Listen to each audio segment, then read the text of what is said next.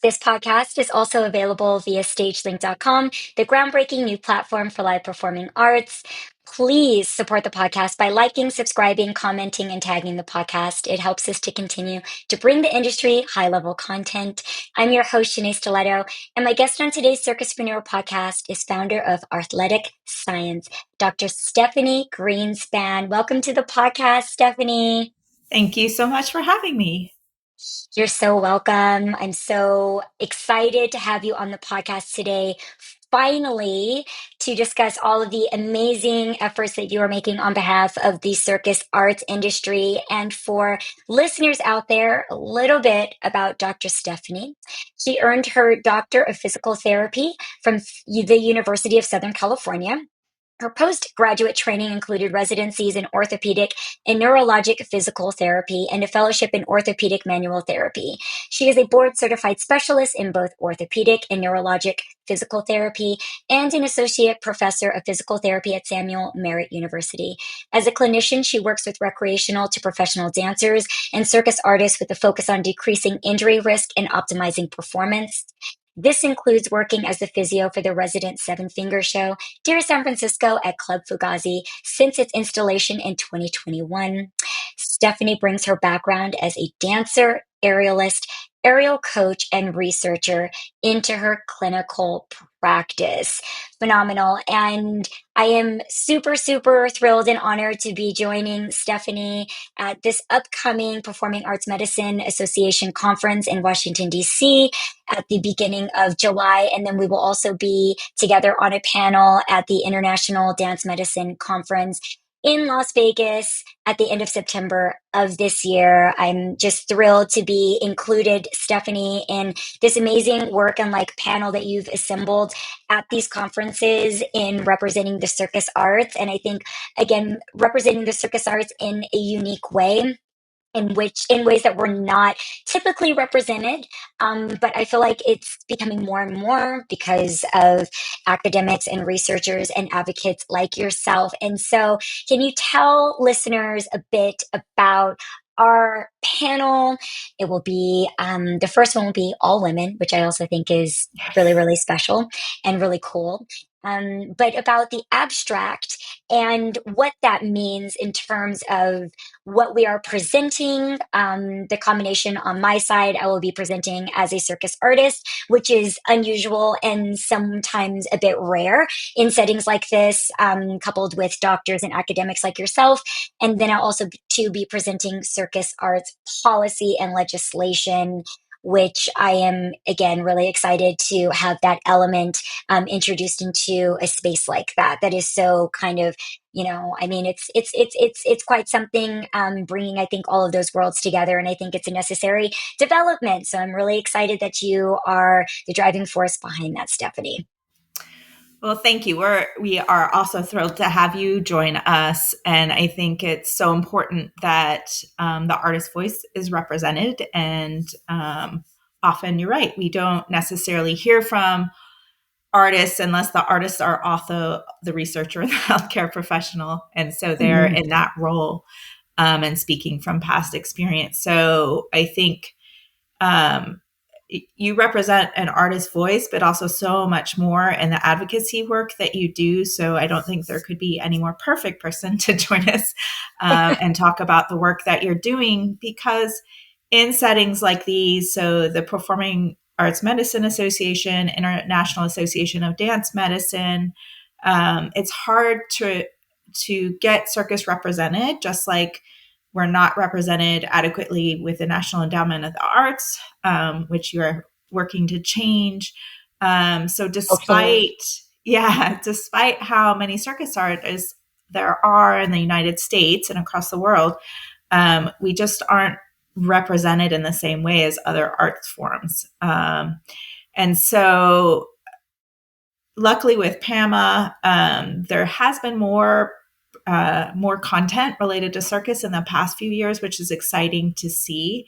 And so our intent with bringing this panel to both places in the dance medicine community as well as the overall performing arts community is to share some of the research work that we're doing and create more awareness about the guidelines that we've been producing. So in particular, we're talking about a group that we call CERC. Which stands for surveillance for injuries injuries for research on circus. And so we are a collaborative group of researchers, some of which similar to me, so are healthcare professionals. Others are mainly researchers in performance and health and wellness. So we've came together after actually meeting a number of us at the International Association of Dance Medicine conference in Montreal. And that's how our group sort of got to know each other. And we decided to develop a working group. And so the mission of the group is to improve research on circus arts. We're a bit behind, to say the least, compared to other performing arts and compared to sports.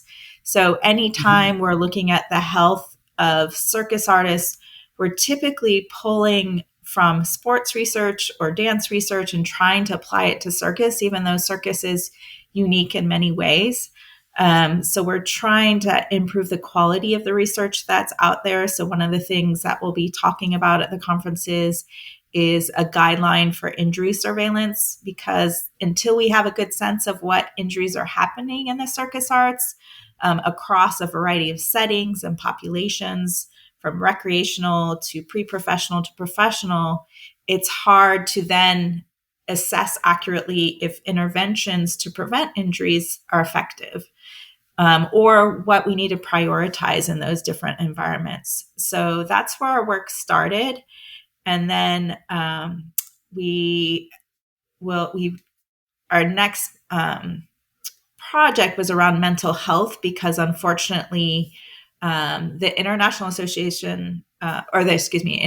Olympic Committee, whose guidelines we built on and extended them to a circus setting, didn't include mental health in their injury surveillance. But they did have a separate guideline for that. And so we tried again to make a guideline around what we knew in the mental health realm, and are soon to publish a narrative review around that. But unfortunately, we have even less research in the circus arts around mental health, which makes it really hard to advocate for those services. So I think as an art form in the US, practicing in a dance medicine environment and a circus arts environment, we have a lot less healthcare professional presence in those circus arts environments. And so, but if we do, they're typically a physical therapist or athletic trainer. We rarely see mental health professionals in the way that you would see in professional sport and other environments. And so we really need to show the need for those services and advocate, because we know things like anxiety and depression are more prevalent in circus arts. So we need to have that support for our artists, because we want them to thrive. And they can't do that if we're not taking good care of them. So that's the intent behind this mental health work that we're doing. First, to bring forth the research around the need, and also around, hopefully someday, about best practice in that area. But we also wanted to show that participating in circus arts can help mental health as well, and show that positive side of it. And then the third big piece that we'll be talking about in the conference is the new concussion guideline that just came out a couple weeks ago. And so that guideline is aimed to help both the non-healthcare practitioner to recognize concussion in the circus arts and manage it appropriately when it happens, which essentially means pulling people out. We often will see that someone might notice something happen, but they might consider it not too bad because the symptoms don't seem too bad initially. And so people keep going. Or other times, maybe symptoms are kind of bad, but they're afraid of getting pulled out of a show. So they continue on despite having a concussion. And again, we don't have healthcare providers on site for artists to consult and to guide them. So often concussions get missed and people continue to participate, which puts them at risk of another musculoskeletal injury. They're at a higher risk for that if they're continuing to participate with a concussion. And then also, if they have another head impact before they've recovered, they can have much more severe symptoms, and their concussion symptoms can last a lot longer. So we really want to pull people out and get them to a healthcare provider quickly, because that's what's been shown to help people recover the fastest from concussion. So that was our number one goal with the concussion guideline. And the second is there's fantastic sports guidelines out there for return from concussion, but they don't make sense in circus because the progression back to sport has to do with non-contact versus full contact. It doesn't have to do with spinning or hanging upside down or being thrown in the air and caught. And so we also made a circus-specific progression that breaks down the different disciplines within the circus arts and talks about how you would progress someone from what we call a low risk to a moderate to high risk activity. And then if they're performing, that's another layer to progress back to, because you've got lighting, you've got cues, you've got learning choreography, you've got a lot of environmental contextual things also to manage going back from concussion. So the guideline is meant for both the coaches and facilities, but also for the healthcare providers to enhance the care of our circus artists. So those are the pieces that we'll be talking about. And so we're relying on you to make it real and share like why this is needed, why we're doing what we're doing. But there's really so much more that we have to do. It's so amazing, and there's so much, research and energy that you've all put into this. And again, like you're saying, so much that needs to be done, so much support that needs to be invested, and so much support that needs to be done to harness all of your research. What hands, or I would say, like, what do you want to accomplish, Stephanie, by coming to these conferences? What is the solution there in terms of being supported and being uplifted in these conferences, in terms of like the connections that you're making within the performing arts world? Because most of the time folks are really surprised to see how little representation circus arts has in the arts world. I mean, we say don't even get us started outside of the circus arts, but within it, we're also such a minority in that way, to use that word. It still kind of is, even though I feel like we are the artistic majority. I do feel like even there has been, I would say circus is still kind of like a baby in the modern evolution of it at this point in time. And maybe that's why, because it's probably had, I think, probably the fastest exponential growth of any other art form in probably like the last 20 or 30 years, outside of, again, dance and the traditional art forms. But what do you think, what is the goal for being a part of these different conferences? And then what is also to the pipeline that you feel, for the research to be supported and harnessed in these environments to amplify it? Like, why is it important? Yeah. So I'm going to bring up 2 points to kind of lead into that. And one, in the United States, I think probably part of our challenge in the circus arts is we're not represented in the universities. So you Mm-hmm. have degree programs in dance and theater and music, but I think we have one now in the circus arts, right? So, and it's not within a university setting, a typical university setting. And in academia, that's where research happens, right? And Mm-hmm. representation happens. So that, I think that's part of our visibility problem in the United States. It's Mm-hmm. different elsewhere in the world from that standpoint. The other piece that I actually, in going to one of the regional PAMA conferences, that I realized is when you look at like financial tax information and you file your occupation, it's another place. There's nowhere to write circus.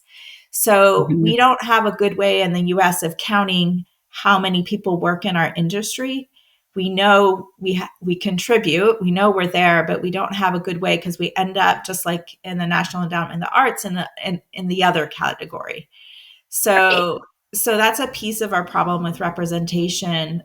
So part of going to these conferences where sometimes we don't quite fit, where we do have dance within circus, but sometimes, we're not accepted to present at the conference because we're not dance, right? So we don't quite fit, Right. but we don't have our own conference either. Um, so part of that is when our circus artists go out and they're looking for clinicians that understand them as an artist.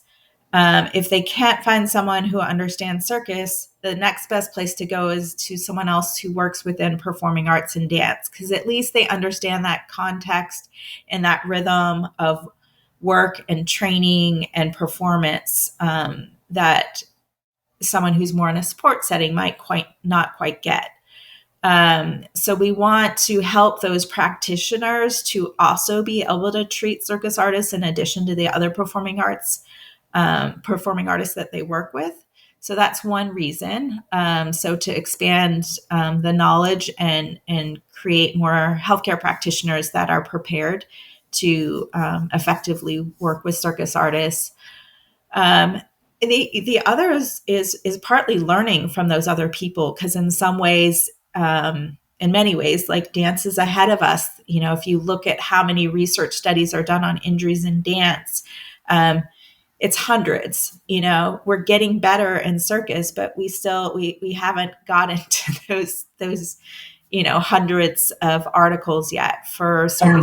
circus injuries. So we have a lot of work to do. So that ability to network and learn from how dance medicine or sports medicine is conducting research, or the way that they're trying to decrease injury risk in their settings, the way they're trying to address mental health. We do want to try to take some of those lessons and see if those fit for the circus arts. So that's another important reason to be there and network with colleagues and develop collaborations.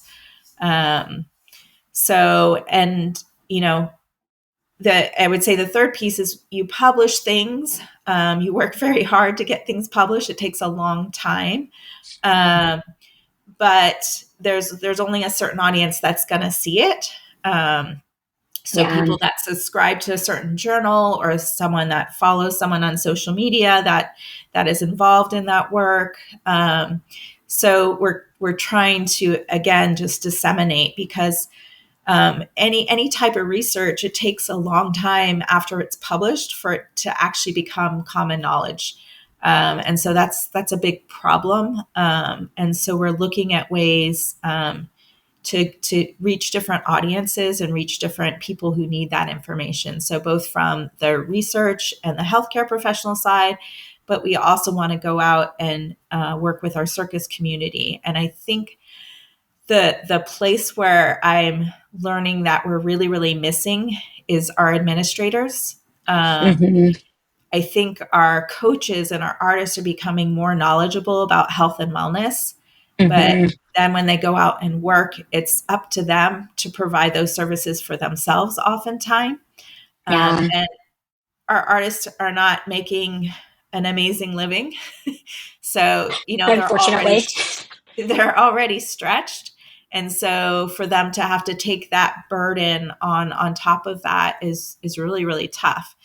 So until we do a better job of educating the administrators and the people that make the decisions about applying for grants and whether or not to include healthcare services in grants, that's something I think that's more common in dance that we don't see happening in circus companies. And until they also see the value of having healthcare services for their artists, beyond just having health insurance, because it's different from general healthcare to have someone that understands what you do and when you're injured that you need to get back to work quickly or you don't earn a living. And knowing Right. how to do that in the context of the circus arts is important. So those allowing people to see those practitioners. And there's some great examples in dance. They're a bit dated at this point, but Boston Ballet and Alvin Ailey both did studies looking at the cost savings of bringing healthcare in-house, and showed that it saved them a lot of money as far as workers' comp, versus having their dancers just go out to private practitioners.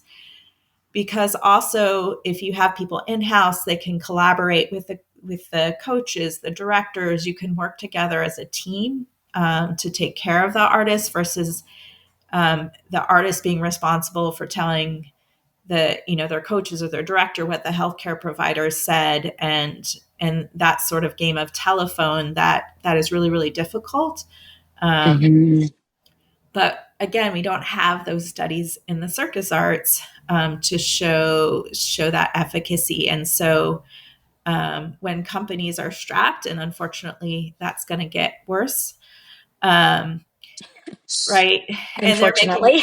they're making really hard decisions already on how to stay afloat. Healthcare is not something we're seeing a lot of companies prioritize as far as what to spend money on for their artists. And so to change that, we've got to show them the value. And when you're in the management side, the value is always often around the money. Right. So, but from a researcher and a healthcare provider, I get that's important. But what I care about is that our artists are thriving. They're not just managed, they don't have to be suffering. I think we need to get out of that mentality that it's just normal to be broken. Yeah. Yes, injuries Mm-hmm. happen, but we can take better care of people so they can feel better, so they can recover better, so they can have better mental health and enjoy their lives as well as their art. And we'll see better art that way too. Yeah, absolutely. I think all of these preventions, and these, again, recommendations or protocols are just so brilliant, and it's taking a very well-rounded approach at our industry, and we just need the support, right? We just need the governmental support to be able to do these things, and we need it on the level that the other art forms get, and then also too that the sporting world gets too, that you were discussing, Stephanie, like the IOC recommendations. And that's where, our policy for safe art and safe circus comes in, where we can get those same mandates and that jurisdiction expansion into the arts that they provide for the IOC, or from the IOC, from youth and the Olympic sporting movement, and to open that up so that those same things are, again, not always just recommendations that we have to deal with in the circus world, but that there are things that lawfully have to be done and have to be mandated. I love that you discussed the accreditation of the circus arts, which, again, looking at our counterparts in other parts of the world, they're able to get a degree. I know we've all been there when people ask if you've been to college. Obviously not everyone's like in being a doctor like you, Stephanie, from being an artist to doctor. And, so many of us don't have degrees in our field, and how that, again, blocks us from those things. And so I think identifying those issues and then identifying the solutions, which you have all done with your brilliant research, but then again, seeing where we are blocked from being able to extend that research, and then to be able to harness that research into things that everyone on a federal level, on a state level, this is again where policy comes in, and where I feel that the solutions behind most of these things are policy, because we're seeing more and more policies actually come up for all sorts of environments. And we're also seeing that overlap between the sporting world and the art world. So many circus arts disciplines want to become Olympic sports. We see that with breakdance, for example. They, had their one Olympics. Now they're under the jurisdiction of the U.S. Center for Safe Sport. Now they're under IOC protocol and jurisdiction. However, if you have a private dance studio in America that has a breakdancing program, they are not under the Center for Safe Sport. So again, whether it's guidelines or whether we are written into the fabric or woven into the fabric of these institutions that now have existing policy, I think it remains to be seen what the actual solution will be, because there's so many different pathways to that. But I think harnessing, again, when we come into these meetings and when we're advocating, and so many times they're asking, where is the data and where is the research?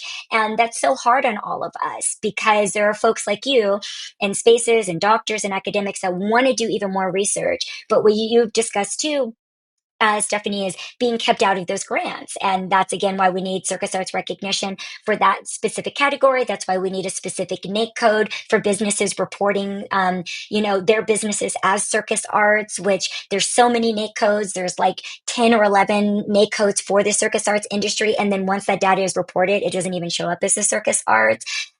Specifically, I'll use Cirque du Soleil as a big example of that. And so we have these things that even, if these are incredible mandates, again, you're saying they stay very insular. They stay, maybe isolated to one institution. It's like, wow, they have this really great program. But then you don't see that, like you're saying, trickle down to the rest of the industry, the rest of the environment. And I think we all are very clear at this point with the en masse of like circus arts just growing and growing and growing that, we need to step in there. And the solutions for those things that we feel like we keep on being blocked from, I feel, and I think we're all kind of in agreement now, is some sort of policy, or at least being in the room when folks are deciding on other policy and advocating for it to include circus specific language. Because most times when it doesn't include circus specific language, that's why we're just completely shut out. And like, I don't think we can drive that aspect home enough. If it's medical research, if it's any of those aspects of anything that you're trying to like have representation for, because it doesn't say circus, we're not allowed, we're not included. And it's just as simple as that. And just also, I think, still as complex as that. I'm also really excited that we will be meeting with some legislators when we're in DC and, Yeah. presenting your research with the other panelists to discuss that with them. Because again, there could be so many different pathways to that. We have the Circus Workers Act, which would be the labor and protections, the Safe Circus, Safe Art Act, which would increase the safety protocols and abuse prevention. And then we have the Circus Arts Category Recognition Bill. And that would be the National Endowment for the Arts Recognition if the NEA continues to exist in America. And those are things that we just have to say nowadays because we are in a very interesting cycle.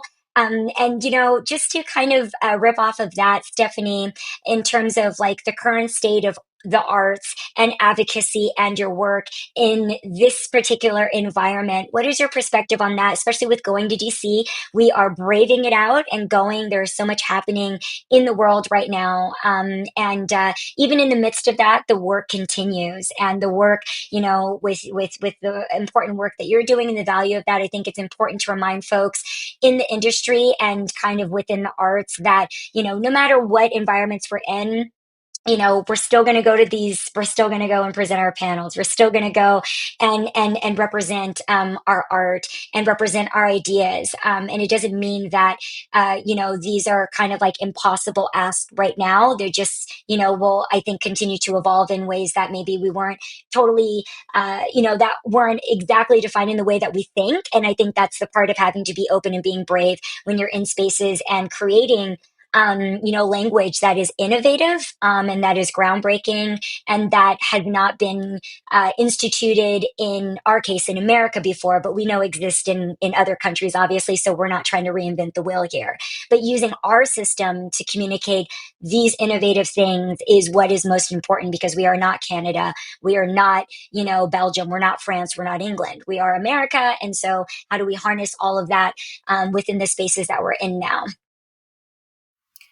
Yeah, I think it's both a really challenging time for us right now because some of our groups, even within the circus artists, are feeling very fearful, and so people are feeling like they have to hide out and instead of speak out right now sometimes, and then you have all these companies that are losing grants and funding for things that they've been doing for ages. And at the same right, we need arts than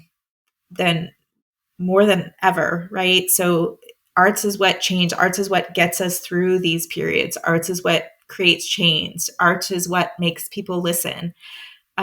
So we need our artists. We need their voices. We need their ability to build bridges.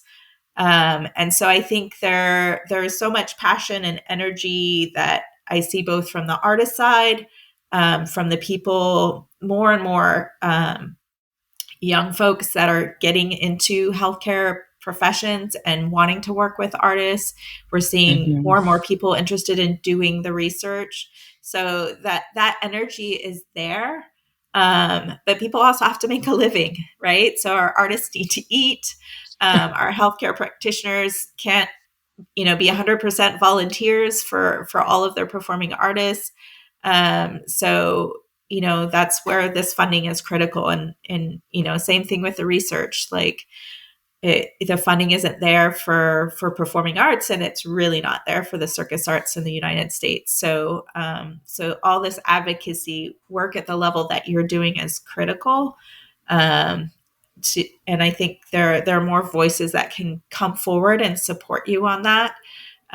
But people often just don't know how to do it, or they might be afraid to go talk to someone in a legislature. So so I really appreciate the leadership that you're showing with that, and thank you for bringing us along on Capitol Hill. So I think it'll be important, and it's exciting too that we're going to have some of our colleagues from Canada and from the Netherlands join us, so that they can share that it's not like that everywhere. Right. They still have challenges in funding, but it's nothing like what we encounter here. So I think that's important too, is just to show that elsewhere in the world, the arts are valued in a much different way. Thank you so much, Stephanie. You're so fantastic. And I'm so grateful to be advocating with you, and to be included, and to be on this journey with you as a fellow advocate, and for, the really painstaking work that you are doing. Because again, it takes folks like you that, continue to do it when no one's watching, when there is not the level of support there, and when the environment is not perfect. And I think that, again, for those of us that have existed in the circus arts for a very long time, um, and have, the experiences of the ups and downs of this industry, again, reminding everyone that, this too shall pass. And that the work continues, and that we have the support of, of environments like yours, Stephanie, that you've created, and the academics that are joining forces. And that, I think it's a great reminder that there's always folks working on your behalf, even when you're scared, even when you feel doubtful, and even if you don't know all that's going on, that there are, circus arts warriors out there that are putting in the work and doing the reports and facilitating things behind the scenes in the best way that they can, in that kind of like unseen, environment, which I think sometimes advocacy in this way for circus arts still is somewhat elusive. But I think that we're all trying to make it a very real thing, so that, you can experience the real movement and the real progress of where we're all heading, and we're all heading there together, and, supportively. And, your research and all of those things will continue to help and influence the policies. And that's one of my, very important things in terms of what we get passed for the circus arts, is that it should include those of us from the circus arts. And if it doesn't, it'll be informed for us. And I think that we have the right, to speak on legislation and speak on things that impact all of our careers, and the work that we all love to do. So I want to leave everyone with the Circuspreneur Podcast. Is also available on stagelink.com, stagelync.com, the groundbreaking new platform for live performing arts that provides unmatched access and connection to this vibrant world of shows and entertainment. If you're a professional in the performing arts, visit stagelink.com/pro. StageLink Pro, StageLyncPro, offers industry professionals higher visibility, networking opportunities, and tools to support and enhance their careers. Until next time, everyone, I'm Shanae Stiletto. I had a fantastic guest in Dr. Stephanie Greenspan. Follow Artletic Science on Instagram and for future updates. And we look forward to seeing everyone at PAMA, and then at the International Dance Association Medicine Conference. I kind of butchered that a little bit, but I'll continue to give updates. And we'll be hearing more from Dr. Stephanie as well. Please stay safe, and thank you everyone for tuning in.